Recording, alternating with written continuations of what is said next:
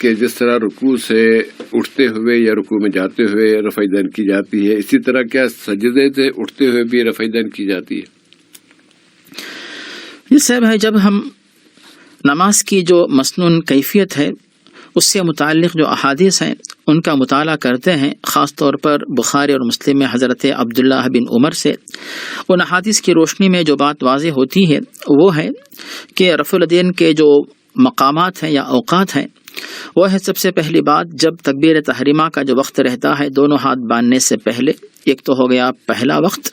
اور دوسرا وقت جو ہوتا ہے رکوع میں جانے سے پہلے، اور تیسرا جو وقت ہوتا ہے رکوع سے اٹھ کر کھڑے ہونے کے بعد، اور چوتھا جو وقت ہوتا ہے رفع الیدین کرنے کا کہ جب